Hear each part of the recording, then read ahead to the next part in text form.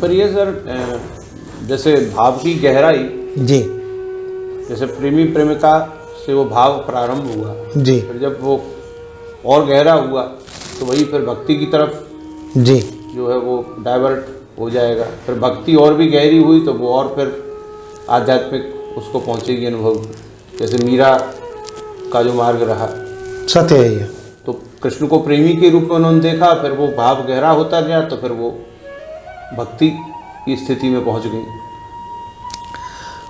होता यही है कि जब दो मन मिलते हैं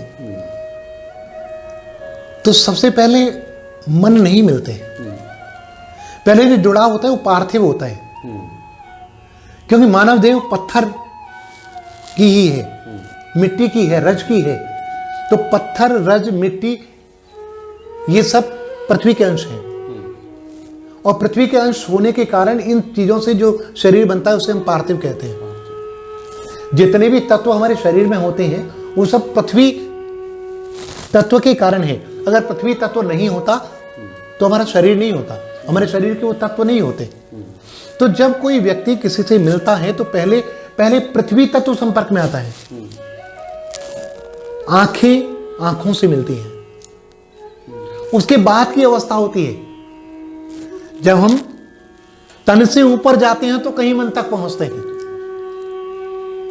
और जब मन तक पहुंच जाते हैं तो उसके बाद की अवस्था जो होती है वो अनंत की अवस्था होती है। तब हम अनंत को प्राप्त करने का प्रयास करते हैं। कोई भी प्रेम भक्ति तक पहुंचता है, आध्यात्म तक पहुंचता है, तो उसका मुख्य कारण यही होता है कि वो धीरे धीरे वहां तक पहुंचता है। मीरा ने कृष्ण की मूर्त को देखा, कृष्ण की मूर्त के प्रति प्रेम उत्पन्न हुआ, लेकिन मूर्त भी पार्थिव थी, मीरा भी पार्थिव थी। अब उसके बाद मीरा का मन कृष्ण से जुड़ा, जब मन जुड़ा तो श्रद्धा उत्पन्न हुई। श्रद्धा के बाद अगला जो चरण था वो भक्ति में परिवर्तित होने का था, और भक्ति के बाद मीरा कृष्ण में समा गई। फिर वो स्थिति हो जाती है कि तेरा तुझ में तू नहीं, मेरा मुझ में मैं। तेरा तुझ में तू नहीं, मेरा तेरा तुझ में तू नहीं, मेरा मुझ में मैं। मेरा तुझ में मैं रहे, और तेरा मुझ में तू रहे, मेरा तुझ में मैं। अच्छा। तो तब स्थिति ये हो जाती है कि तेरे अंदर जो तू है वो मेरे अंदर समाहित हो जाए, और मेरा जो मैं है वो तेरे अंदर समाहित हो जाए। और इसको हम देखते हैं, बहुत सुंदर जगन्नाथ दास रत्नाकर जी ने लिखा कि अपने उस उद्धव शतक में वो कहते हैं कि गोपियों ने कहा, पिए प्यारे, वो था कि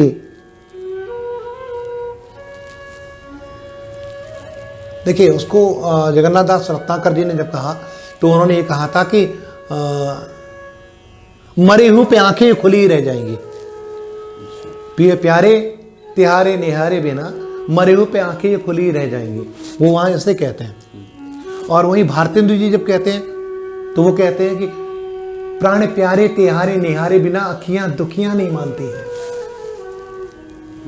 ये दोनों में जो हम सामंजस्य देखते हैं, वो मरे हुए पे आंखें खुली रह जाएंगी। देखिए कबीर ने भी इस बात को कहा था, कागा सप्तन खाइयो चुन चुन खाइयो मांस, दो नैना मत खाइयो पिया मिलन की प्यास। यानी स्थिति क्या है कि जब हमने ये स्वीकार कर लिया कि मैं नहीं हूं, मैं मेरे प्रिय की विरासत हूं, मैं मेरे प्रिय की धरोहर हूं, मैं मेरे प्रिय के लिए हूं, मैं मेरे प्रिय की छाया हूं, तो फिर कहीं भी मन विचलित नहीं होता। फिर कहीं ना कहीं वो प्रिय में जुड़ जाता है, और प्रिय में जुड़ जाता है तो फिर भक्ति की अवस्था आती है, और उसके बाद कहीं वो मोक्ष वाली स्थिति होती है। तो सर बात कविता की हो रही है, और बहुत, तो अब मैं थोड़ा सा इसको आध्यात्म के इस पर आता हूँ विषय पर, क्योंकि ऐसा कुछ विद्वानों ने कहा है कि कलाकार में और संत में केवल एक सीढ़ी का अंतर होता है जी। यानी कलाकार साधारण व्यक्ति तो शरीर के तल पर रहता है, शरीर से ऊपर वो कुछ खास महसूस नहीं कर पाता, जी। भूख लगेगी खाना खा लेगा, नींद आएगी सो जाएगा, अपनी ज़रूरतों के लिए काम कर लेगा जैसी उसकी क्षमता है पैसे कमाने के लिए, उससे अलग वो कुछ उसको महसूस नहीं होता। निश्चित रूप से कलाकार है वो हृदय के तल पर रहता है, उसे भाव महसूस होते हैं, कहीं सितार बज रहा है, कहीं झरने बह रहे हैं, कहीं कुछ हो रहा है, कवि है कुछ देखेगा महसूस करेगा, उसके अंदर भाव पैदा होगा, उसको अपनी भाषा में लिखेगा। जी। अब जो संत है वो आत्मा के तल पर है, वो हृदय से एक सीढ़ी ऊपर की अवस्था है। जी। अब जैसी हम बात कर रहे थे मीरा की या बुद्ध की हम बात करें तो कुछ ऐसा कहना है संतों का, विद्वानों का, कि भक्ति का जो मार्ग है जी।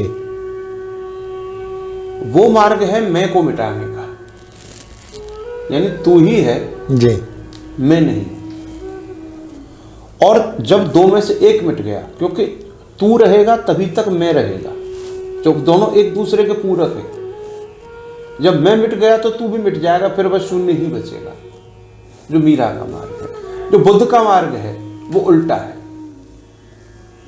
वहां मैं ही हूं, मेरे अतिरिक्त कुछ नहीं। ध्यान में मैं को ही बचाना है और तू को मिटाना है, हमारे अतिरिक्त कुछ है ही नहीं, स्वयं में ही पूरा जो है डूब जाना है। और फिर जब तू मिट गया तो तू की तुलना में ही मैं था, वो मैं भी मिट जाएगा और फिर बस परम शून्य जो है वो बचेगा।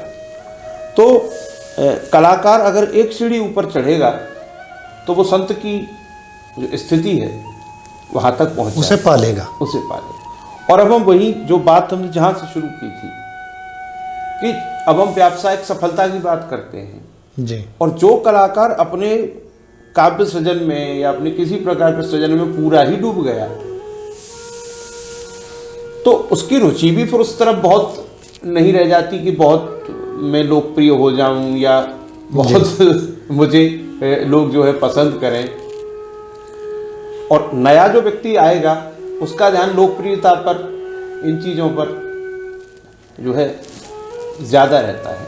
लेकिन अगर एक हम इसको समाज की उससे देखें दृष्टि से, जो कृष्ण का जो व्यक्तित्व है जी, ये कृष्ण कर्म की बात करते हैं। अर्जुन कहता है कि मैं सब छोड़ करके चला जाऊं, कृष्ण कहते हैं जाना कहाँ है जी, अपने कर्म से विमुख होकर कहाँ जाना है।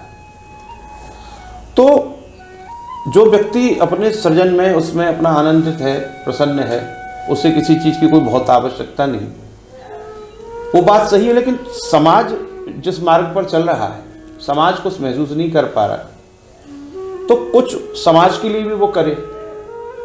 तो जो उसके पास ज्ञान है, जो कुछ है, उसको सरल भाषा में, सरल शब्दों में, जैसे श्रृंगार की ही बात हुई तो जैसे कुमार विश्वास की हमने बात की तो उन्होंने प्रेमी प्रेमिका के तल पे बात की, वो सबकी समझ में आसानी से आ गई। निश्चित रूप से। लेकिन एक बार अगर आदमी का माइंड कनेक्ट हो गया तो फिर वो उससे ऊपर की चीज को भी समझ सकता है। अब उसका माइंड ही कनेक्ट नहीं हो पा रहा, प्रेमी प्रेमिका की बात समझ में आ गई तो शायद उससे आगे की भी बात समझ में आ जाएगी। तो इस दृष्टि से जो हमारे गुणी जो कलाकार हैं, चाहे वो कवि हैं, चाहे साहित्यकार हैं, जो भी हैं, तो वो एक समाज के हित के लिए अगर अपने सृजन में कुछ सरलता लाने की कोशिश करें, कुछ सीढ़ियाँ नीचे उतरने की कोशिश करें कि ठीक है कुछ चीज़ साधारण लोगों की समझ में आ जाए, ऐसी बना देते हैं कि साधारण लोग हमारे साथ कनेक्ट हो जाएं, फिर इन्हें इससे ऊपर की चीज़ समझाएंगे। तो आप क्या सोचते हैं इस बारे में, क्या ये ठीक है या क्या नहीं? किया ये जा बात सकता है? पूरी तरह ठीक है। और इसके पीछे देखिए, मैं वहीं से बात आरंभ करता हूँ जहाँ आपने कहा कि एक कलाकार जो होता है वो और संत, जैसा केवल एक सीढ़ी का अंतर होता है। देखिए, वास्तविकता ये है कि कोई भी कलाकार जो होता है वो संत ही होता है, सही अर्थों में। एक सीढ़ी का अंतर भी नहीं होता। लेकिन ये जो अंतर हमें दिखाई देता है, ये लौकिक अंतर है, पारलौकिक अंतर नहीं। क्यों नहीं? क्योंकि जब संत को हम देखते हैं, संत की जो परिभाषा है जो शास्त्रों में दी गई है वो ये है कि संत वह व्यक्ति होता है जो अपने सरल स्वभाव के कारण और अपने कर्मों के प्रभाव से पूरे विश्व का मंगल चाहता हो, कल्याण चाहता हो, वो व्यक्ति संत होता है। भक्त में और संत में बड़ा अंतर होता है। भक्त जो होता है वो स्वार्थी होता है, संत कभी स्वार्थी नहीं होता।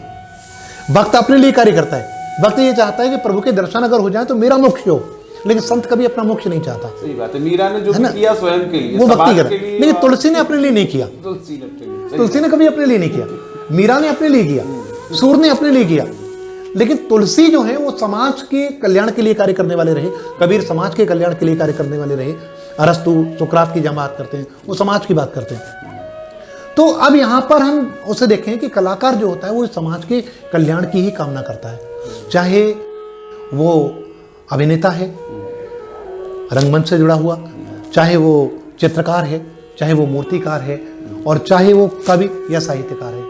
ये कलाओं में भी जो ललित कलाएं हैं, उन ललित कलाओं से जो व्यक्ति जुड़ा है, वो व्यक्ति कभी भी किसी भी समय जो भाव उसके मन में उत्पन्न होता है, उस भाव में सत्यम शिवम सुंदरम की कल्पना करता है। सबसे बड़ी बात ये होती है, एक चित्रकार जब भी उसके मन में कोई चित्र आता है तो आड़ी तिरछी रेखाएं खींचता है, चित्र को अपने कैनवस पर उकेरता है, लेकिन उकेरते समय उसके मन की भावना क्या होती है कि चित्र वो चित्र हो कि जो भी इससे देखे उसके मन को सुख मिले, उसके मन को आनंद मिले। कभी जब कोई कविता रचता है तो उसके मन का भाव ये होता है मेरी कविता को सुनने के बाद लोगों को आनंद की अनुभूति होनी चाहिए। ठीक इसी तरह एक रंगमंच का जो कलाकार होता है, वो जब रंगमंच पर उतरता है तो उसके मन का भाव ये होता है कि मेरा दुश्मन भी अगर सामने बैठा हो, वो मुझे देख रहा हो, तो उसे लगना चाहिए कि इस व्यक्ति ने अपने पूरे प्रयास किए और इस तरह के प्रयास किए कि बस केवल इसके लिए जो शब्द कहा जा सकता है वो हो सकता है वाह, कोई और शब्द हो ही नहीं सकता। तो ये जो स्थिति है, ये स्थिति एक संत की ही स्थिति होती है। संत, अच्छा एक बात और होती है, संत की एक विशेषता ये भी होती है कि उसके बारे में कोई व्यक्ति भला कहे बुरा कहे फर्क नहीं पड़ता, उसे तो अपना कार्य करना है। गीता में जैसे श्री कृष्ण ने कह दिया कर्मण्येवाधिकारस्ते मां फलेषु कदाचन मां कर्म फल हेतुर्भुः माते संगोत्सो कर्मणि। संत केवल कर्म करता है, वैसे ही कलाकार भी अपना कर्म करता है। क्या फर्क पड़ता है कोई मेरे विषय में क्या कहता है, कहता रहे। और हर कलाकार इस बात को अच्छी तरह जानता है कि इस संसार में निंदा करने वाले लोग हमेशा मिलेंगे ही। यही कारण था कि आज से 700 वर्ष पूर्व कबीर को कहना पड़ा निंदक नीरे रखिए आंगन कुटी छवाए, बिन साबुन पानी बिना निर्मल करत सुहाए।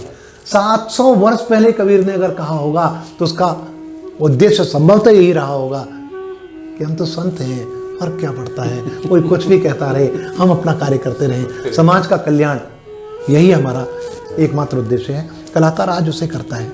किंतु अब एक सीढ़ी ऊपर की बात करें, संत एक सीढ़ी ऊपर इसलिए होता है क्योंकि संत को इस बात से कोई फर्क नहीं पड़ता कि क्या हुआ क्या नहीं हुआ क्या होगा। कलाकार को फर्क पड़ता है। कलाकार जो प्रयास करता है वो प्रयास अगर विफल हो जाए तो उसका अंतरतम हाहाकार कर बैठता है, उसका हृदय रोने लगता है, उसे लगता है कि जो मैंने प्रयास किए वो विफल हो गए। जबकि संत को लगता है कि जो होना था हुआ। ये जो स्थिति है, ये स्थिति संत को कलाकार से एक सीढ़ी ऊपर ले जाती है। संत जो भी कार्य करता है वो कार्य निष्प्रयोजन भी कहा जा सकता है, क्योंकि उसका अपना कोई उद्देश्य नहीं है। वो उस कार्य को करने के लिए किसी भी प्रकार की भावना मन में पहले से गृहीत किए हुए नहीं। होता क्या है कि वो धीरे धीरे धीरे धीरे उस स्तर पर पहुंच जाता है जहां उसे हानि लाभ जीवन मरण यश अपयश का कोई प्रभाव पड़ता ही नहीं है। लेकिन कलाकार इन सभी पर ध्यान देता है। जिस दिन कलाकार इन सारी चीजों से ऊपर उठ जाता है, उसमें और संत में कहीं कोई अंतर नहीं रहता। और जहां तक मुझे लगता है ये अंतर बना रहे तो अच्छा है। क्योंकि अगर कलाकार भी संत की तरह हो गया, उसने अगर सारी चीजों को आया गया कर दिया, तो फिर ये दुनिया वैसी रहेगी नहीं जैसी हम सोचते हैं।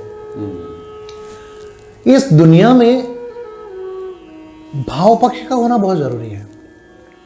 और आज के दौर में जबकि व्यक्ति का मानसिक स्तर केवल तकनीकी से रूबरू होता है, तकनीकी को समझता है, तकनीकी से जुड़ता है, तब मुझे लगता है हृदय पक्ष का प्रबल होना बहुत आवश्यक है। देखिए, एक व्यक्ति ये तो समझता है कि मैं क्या करूं कि मेरा जो परमाणु बम है उसकी मारक क्षमता और बढ़ जाए। अगर वही व्यक्ति ये भी सोच ले कि मेरे द्वारा किए गए कार्य से कितनी आंखों में आंसू होंगे, तो इस संसार से वो सारी समस्याएं समाप्त हो जाएंगी जिन्हें कि हम इस संसार के लिए घातक मानते हैं, जो अभिशाप है। और जब तक हम इस अभिशाप को दूर नहीं कर सकते, हम सच्चे मानव कहलाने के हकदार हैं नहीं। ये स्वीकार करना पड़ेगा। गीत का सृजन कब होता है? जब मन में कहीं सुकून होता है, कहीं शांति होती है, व्यक्ति कहीं भावों से पूरी तरह आप्लावित हो जाता है, अपने भावों में जब वो डूबता है। अचानक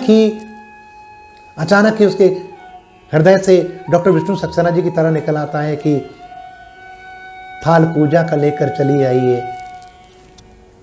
मंदिरों की बनावट का घर है मेरा। मंदिरों की बनावट का घर है मेरा। अच्छा, वाह। थाल पूजा का लेकर चले आइए, मंदिरों की बनावट का घर है मेरा। या कभी की दो दिया हाथ में चांदनी रात में, जिंदगी को एक नया मोड़ दें, ले दो दिया हाथ में चांदनी रात में, ले जिंदगी को एक नया मोड़ दें, तो हमारी कसम तोड़ दो, हम तुम्हारी कसम तोड़ दें। वाह। ये बातें केवल तब होती हैं जब कहीं सुकून होता है, कहीं शांति होती है, जब व्यक्ति का हृदय आप्लावित हो जाता है भावों से। भावों से आप्लावित होने के बाद ही नई कृति का जन्म होता है। देखिए, जिंदगी की जद्दोजहद में, इस भागम भाग में, कोई चित्रकार जब रोटी की तलाश करता है तो उसके हाथ की ब्रश कहीं छूट जाती है, कैनवास कहीं खाली का खाली रह जाता है।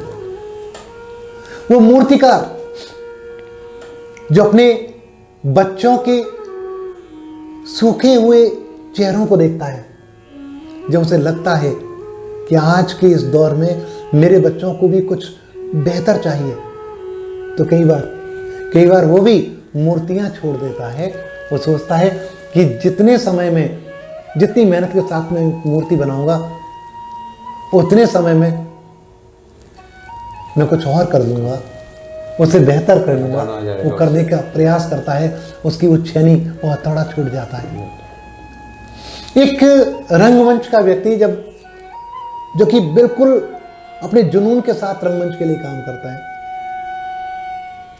जब वो ये सोचता है कि मेरे घर में एक माँ है, उसकी दवाओं की व्यवस्था करनी है, पिताजी बूढ़े हो गए हैं, उनका सहारा बनना है, पत्नी की शिकायतें हैं, बच्चों की फीस है, इनका मैं क्या करूं, तो उसे क्या लगता है? उसे लगता है कि जो समय मैं रोजाना रिहर्सल में दे रहा हूं, जो समय मैं रोजाना अपने थिएटर के लिए दे रहा हूं, उस समय में क्यों ना मैं मूंगफली की ठेल लगा लूं, क्यों ना मैं छालियां बेच लूं, परिवार को तो सुकून मिलेगा। तो ये उसकी मजबूरी होती है, उसे करना पड़ता है। ठीक ऐसे ही कवियों की स्थिति हो जाती है, और कवियों की स्थिति तो इससे भी कहीं ज्यादा बदतर हो जाती है। मैंने तो यहां तक देखा है कि कभी अपनी कलम बेचने को तैयार हो जाते हैं।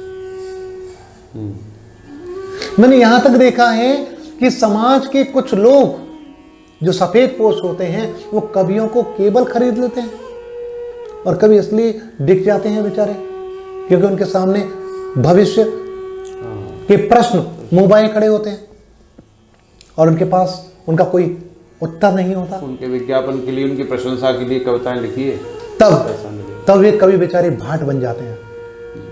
उन्हें पार्टियों के लिए लिखना पड़ता है, नेताओं के लिए लिखना पड़ता है, और वे राजनेता जो कि वास्तव में किसी व्यक्ति का दुख दर्द समझते तक नहीं है, वे रातों रात कई पुस्तकों के लेखक बन जाते हैं। आजकल ये चलन चला है घोस्ट राइटिंग का। घोस्ट राइटिंग में क्या है? कवि लेखक बेचारे लिखते हैं उन लोगों के लिए जो कलम पकड़ना नहीं जानते। लेकिन समस्या क्या है? परिवार चलाना है। ये हमारे देश का दुर्भाग्य है। कभी कभी मैं सोचता हूँ आज बेहतर है कि आज के दौर में सुकरात नहीं है, बेहतर है आज अरस्तु नहीं है, प्लेटो नहीं है, कबीर नहीं है, सुकरात नहीं है, आज विदुर नहीं है, गौतम नहीं है, तुलसी नहीं है। अगर ये लोग होते कितना रोते। कई बार मुझे ऐसा भी लगता है कि जिस समय हमारे देश को स्वतंत्र कराने के लिए हमारे बलिदानी वीर बलिदान कर रहे थे, उन्होंने सब कुछ सोचा था, जिसके लिए पूरा उन्होंने चिंतन किया था, लेकिन एक ये पक्ष छूट गया था उनसे। वो नहीं समझ पाए थे कि स्वतंत्रता आने के बाद किस तरह बाजारवाद पनपेगा, किस तरह व्यवसायीकरण होगा, किस तरह इस देश का कलाकार, इस देश का साहित्यकार मजबूर हो जाएगा, 2 वक्त की रोटी नहीं मिलेगी उसे। यदि ये उन्होंने सोचा होता तो शायद वो बलिदान देने से पहले कोई और प्रयास करते, कुछ और सोचते। लेकिन ये उन्होंने नहीं सोचा था। देखिए, एक बात कही जाती है कि भाव बहता है, लोग भाव में बह जाते हैं। शायद ये बलिदानी वीर भी भावों में बह गए थे। यही कारण था चंद्रशेखर आजाद के बलिदान के बाद उनकी मां को चंदू डकैत की मां कहा गया। आज आत्मा हिल जाती है, हृदय रोता है ये सोचकर कि हमने उन्हें क्या दिया जिन्होंने हमें स्वाधीनता दे दी। सही बात तो ये है, अगर हम देखें भावनात्मक स्तर से देखें तो वे भी स्वाधीनता के चितेरे थे और इस आधार पर वे भी कलाकार थे। लेकिन वे कलाकार भी मर गए ना, अपना बलिदान दे गए ना। अर्थ तो यही हुआ कि हर युग में कलाकार बलिदान करता आया है, आज भी कर रहा है और करता ही रहेगा। लेकिन कब तक चलेगा ये बात विचारनी है।